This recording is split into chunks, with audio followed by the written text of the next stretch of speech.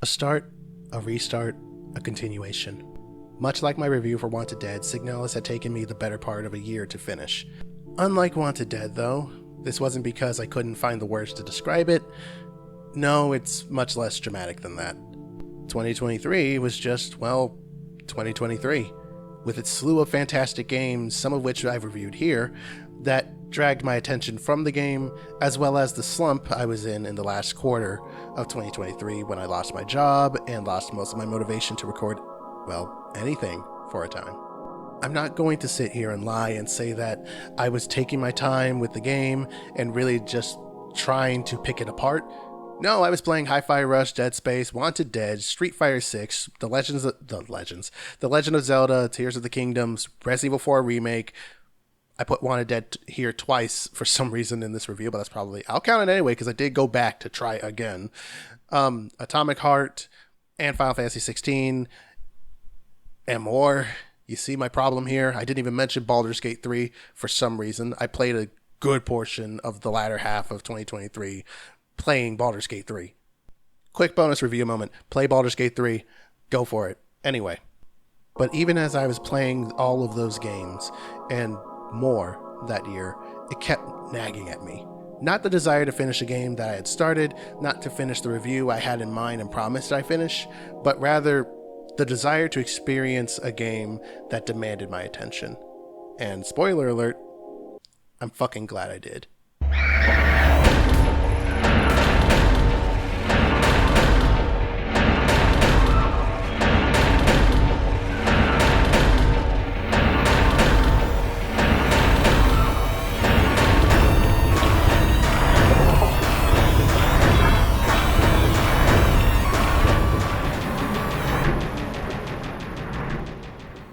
I don't really recall how I initially heard about Signalis. I think it was one of the Game Awards presentations or something where it had a very brief ad spot. Might have been the same event when I saw the game replaced for the first time. Honestly, I couldn't really say. What I can say is that the moment I saw it, I was like, yep, that's going in the back of my head right next to my desire for an Infamous sequel that I am still waiting for, Sucker Punch. What the fuck? The brief synopsis of what you're trying to do in Signalis is as follows. Since the game is incredibly cryptic and doesn't state a lot of things bluntly, so I'm going to do what I tend to do in these cases and just read the synopsis that Google gives me so I don't spoil a lot of the story. Signalis puts you in the role of Elster, a sort of synthetic worker who, at the outset of the game, finds herself awakening on an empty, wrecked spaceship. Her memories are mostly gone, but she manages to make her way to an underground facility, knowing little more than she's searching for someone. That's legit all I'm going to give. Thank you, The Verge, for the synopsis, by the way, because the game's story hits hard. It's cryptic, it's weird, it's presented in a less scary and more disturbed fashion, and the low poly anime aesthetic lends itself very well to this.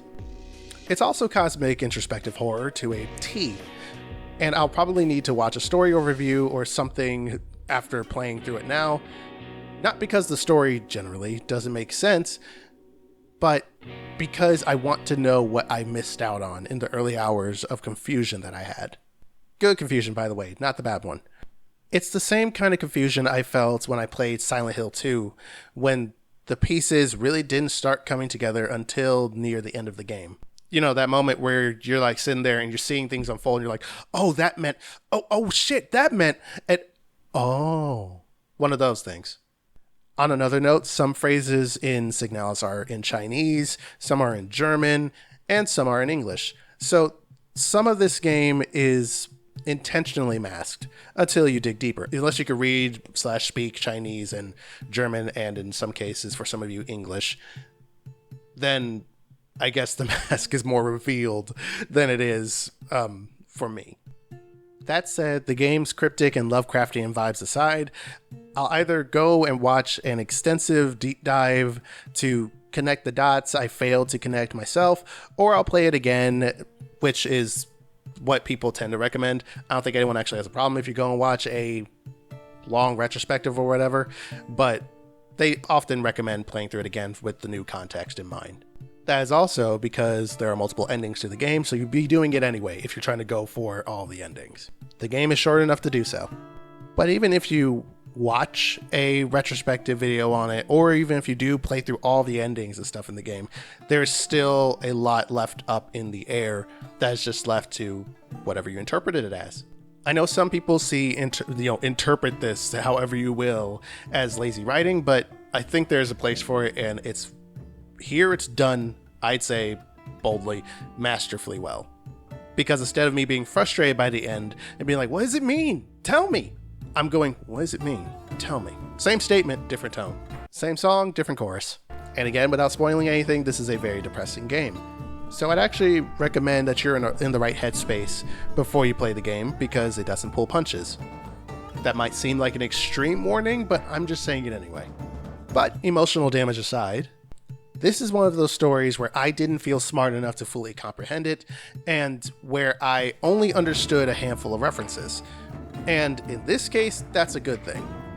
I can see where some would find it annoying or extremely pretentious, but SIGNALIS does a great job of not coming off as pretentious at all. That said, I can't deny that if you're the type to get annoyed at every question being answered with another question and the layers getting deeper and thicker than the onion Shrek was holding, then I can't really recommend this game to you if you need that immediate gratification of a question answered. Actually, I probably couldn't recommend a large amount of the psychological survival horror game library to you. Jokes aside, and needless to say, I found the story very well told and gripping through and through. In fact, it was the story that was the primary thing nagging at me to finish the game, and I quote myself from earlier, I'm fucking glad I did. As for scare factor, I'ma just tell you like it is. There are no jump scares in this game, well, unless you count enemies coming up from the floor in a room you thought was safe as a jump scare. There really aren't any. There are occasionally images that'll flash up on the screen, but they're meant to be more like, what was that? Huh. Not scary, like, boo, this game doesn't do that at all. So if you're worried about that, then don't worry about it. That said, this game is still scary, but in a similar vein to how Alan Wake 2 is scary minus the jump scares. Or like how most of Silent Hill is scary, minus whatever jump scares they do. SIGNALIS' horror rides along the line between what the hell is happening and I don't understand and I'm terrified. The imagery shown in cutscenes, specifically the 2D still images, are very striking, with a lot of contrasting colors between red, white, black, gray, etc. And the soundtrack helps bolster that, which I'll talk about the soundtrack a little bit later. Those are colors, though, that you'll see really for most of the game. Blues and greens are very much minimal, and when you do see them, they stand out. That's not a critique, by the way, that's just how it is, and I'm here for it. I'd love to show you some of these striking images I'm talking about, but that would be spoilers. Gameplay wise, you should expect your standard survival horror, Resident Evil style type of gameplay.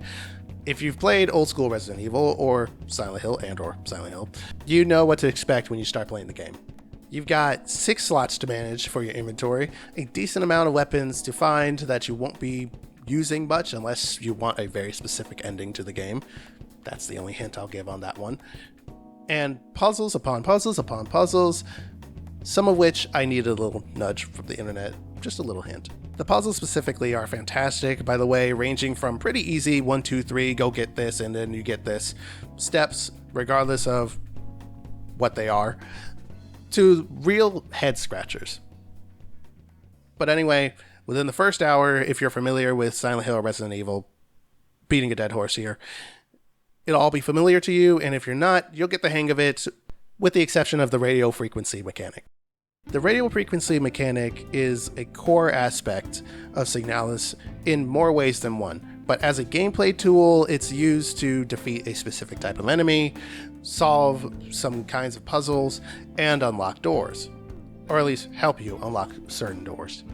How you'd go about this is by opening your inventory menu and tabbing over to the tab with Elster's memories and detailed condition information, then toggling the radio frequency tab, and then tuning it with the buttons listed at the bottom of the screen to whatever frequency you're trying to get. Quick tip though, beware where and when you do this, because enemies can hear it and they don't play. Don't let the waifu nature of what those enemies once were deceive you. That said, the radio frequency mechanic doesn't come up too frequently, despite how crucial it is to things, which is why I forgot about it on occasion and needed that nudge from the internet where they're like, hey, that means use your radio thing. And I'm like, oh, that makes sense. Okay, then I do the puzzle and move on. But even then, throughout the playthrough of the game, it's, again, not used very often. And with that, I think I'm going to go ahead and move on to my final verdict. But before I do, I just want to make a quick note about SIGNALIS' soundtrack. SIGNALIS' soundtrack is excellent. It has the eerie industrial music you would expect from games like Silent Hill, and honestly, a bit of Haunting Ground in my opinion, but it also has some beautiful piano scores. Now granted, not all of them are original to the game. Like other survival horror games, SIGNALIS also borrows classical pieces and throws them into their game for specific areas, scenes, and tones. But in general, the soundtrack is actually really good at invoking that sense of fear and dread that I don't hear a lot. Like, again, the only games that I know really put that industrial horror sound into their music is, if you can call it music in some cases, is games like Silent Hill, old Silent Hill, and Haunting Ground. You don't really hear it outside of those games. But even then, beautiful pieces aside, I can't help but love what they have done with the overall score, with the piano and the atmosphere and this and the other. So it's good stuff. You would think, with me being a musician, I'd have a lot more to say about the game's soundtrack with how much I really enjoy it, but I really can't find the words to describe it. I would just say, it do be good soundtrack. It give me depression. Moving on to the final verdict. If it wasn't clear before, SIGNALIS is an overwhelming go for it, and I highly recommend it to anyone who loves survival horror games or just really loves thought-provoking narratives. Are there some parts of it that could have been done better? Sure. Unless there's an option for it I didn't see, then I would have loved it if various rooms on the map turned a different color to indicate when I've picked them clean. The most you get in that regard is the color of the marker changing when you complete important puzzles, or the markers themselves indicating something important is in the room. But maybe Resident Evil has just spoiled me on that front. Other than that complaint, if you're a survival horror fan, I think you should definitely have this on your shelf. And good news, there was a limited run physical copy of the game for the Switch, so if you can find it, or if they're still available, pick it up and then you can literally have it on your shelf. It just works. SIGNALIS is available for PC, Switch, PS4, Xbox One, and Xbox Series S and X. If you have a PS5, I looked it up, you could just buy the PS4 version on PS5 and play it that way. No clue if any features or whatever are borked, though, in that version, so I'd recommend looking into it if you're curious about it. And with that, I have caught up with the 2 games I wanted to review that have been nagging at me for the last year. So I hope you've enjoyed your stay. I'm TUSDarryl, and I'll catch you guys later. Oh, by the way, I'm not going to make any promises on what the next review is, just in case, to avoid this scuffed moment again. But just know that I've got a list, and I'm checking it twice. No, I'm not reviewing Christmas. Go away.